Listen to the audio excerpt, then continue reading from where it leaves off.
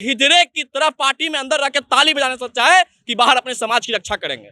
जब सब अपने समाज की रक्षा कर सकते हैं तो हम क्यों नहीं। वो खुले मन से चिल्ला रहे थे कि हम मुसहर भूइयां को एक कर लेंगे तो बिहार के सरकार का तख्ता पलट देंगे। तो हम भी कहते हैं कि मैं 15% हूँ। जिस दिन भूमिहार ब्राह्मण लाला राजपूत एक हो जाएंगे उस दिन सरकार आपका चलने नहीं देंगे हम। जीतन राम मांझी जहानाबाद जिले से आते हैं, मखदूमपुर घर उनका हुआ, मखदूमपुर विधानसभा चुनाव नहीं जीत पाते हैं और चलते हैं टीका टिप्पणी करने। फेविक्विक से मुंह चिपका लेना चाहिए। ऐसे हरामी व्यक्ति को मुख्यमंत्री बना दिए नीतीश कुमार जी को। आज तक पहले उनको नहीं जानता था।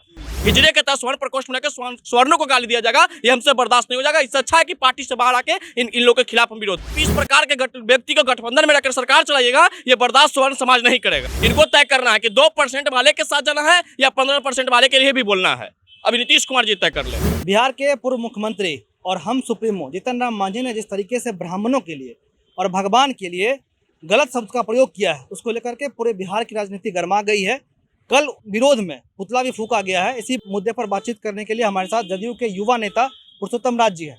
पुरुषोत्तम जी, पहला सवाल यही है कि आपके पार्टी के गठबंधन में वो हैं जीतन राम मांझी जी, जिस तरीके से वो बयान दे रहे हैं, क्या वो सही है? देखिए, पार्टी गठबंधन में है, गठबंधन धर्म का पालन नहीं करे, इस प्रकार का बयान देना चाहे मेरे पार्टी के भी लोग देते तो इसके खिलाफ मैं रहता।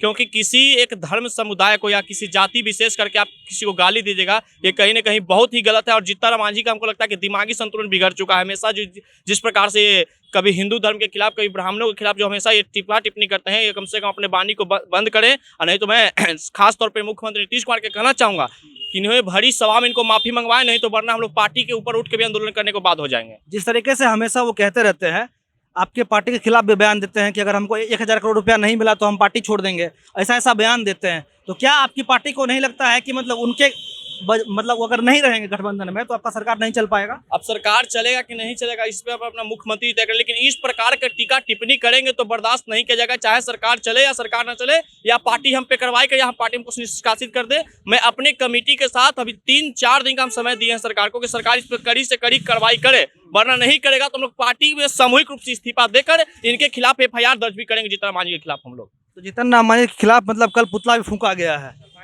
FIR हुआ है उन पे। बिल्कुल होना चाहिए। जो भी लोग इसके लिए कर रहे हैं वो एकदम ठीक है कि वो आगे आ रहे हैं कम से कम, क्योंकि इस प्रकार से एक सूबे का मुख्यमंत्री का इस प्रकार का बयान होगा जो कि एक अभद्र टिप्पणी है, इसके खिलाफ इनको तो सबसे पहले फेविक्विक से मुंह चिपका लेना चाहिए। ऐसे हरामी व्यक्ति को मुख्यमंत्री बना दिए नीतीश कुमार जी को। आज तक पहले उनको नहीं जानता था।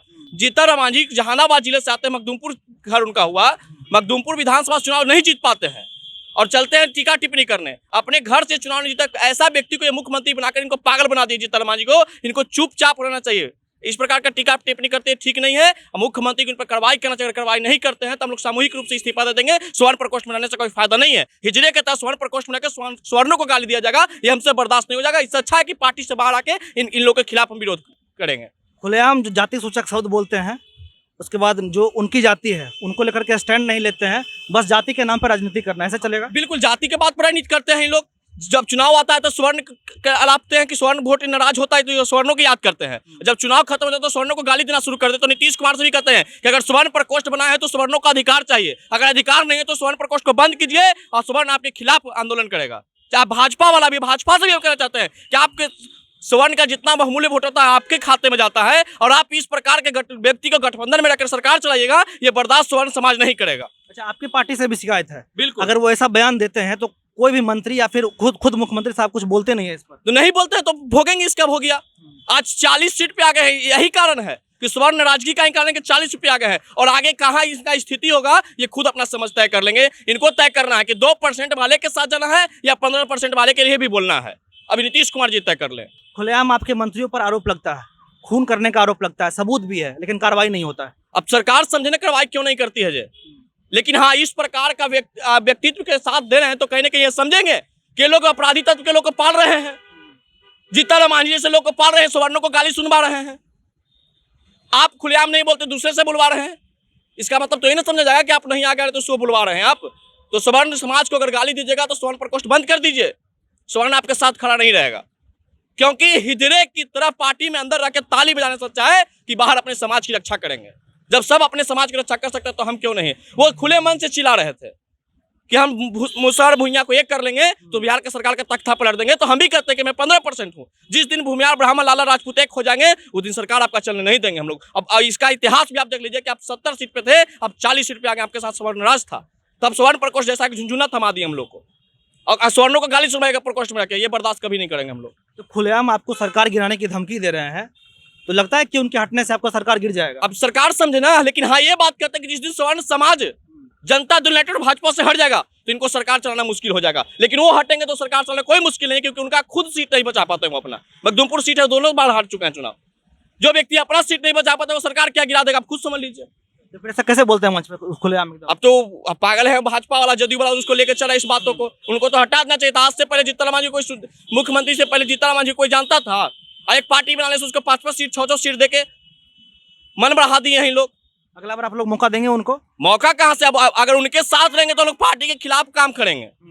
अगर जीतन राम मांझी के लोग साथ रखते तो उनके पार्टी के खिलाफ हम लोग काम उतर जाएंगे, हम लोग काम करेंगे। मौका तो फिर मिलने की कोई बात नहीं, समाज कहीं माफी नहीं मांगता है। हाँ, जीतन राम मांझी जी भरी सभा में जिस प्रकार से ब्राह्मणों और हिंदुत्व के देवी देवताओं को टीका टिप्पणी की है, खुलेआम सभा लगाएं और उसमें माफी मांगे समाज के सामने, तब समाज माफी करेगा, वरना ऐसे उसे करने से कोई फायदा नहीं है। तो अगर पार्टी उनका साथ देती है तो आप लोग जो है सो सड़क पे उतरेंगे? पार्टी के खिलाफ हम लोग रहेंगे, जो उसके साथ रहेगा मैं उसके खिलाफ रहूंगा, क्योंकि हमें टिकट और आगे की कोई लोभ नहीं है। मैं अपने समाज से उठ के आया हूँ और पार्टी से पहले मेरा जाति और धर्म है, मैं इसके खिलाफ नहीं रहूंगा। मैं पार्टी के खिलाफ जा सकता हूँ लेकिन जाति और धर्म के खिलाफ नहीं जा सकता। तो चलिए, ये पुरुषोत्तम राज जी थे जिनका कहना साफ साफ ये है कि अगर जदयू मांझी पर कुछ फैसला नहीं लेती है तो जदयू के जो लोग हैं, जदयू के जो समर्थक हैं, वो लोग सड़क पर उतरेंगे। बाकी आप सफर पर देख रहे थे, मेरा नाम मोहन शर्मा है, बहुत बहुत धन्यवाद।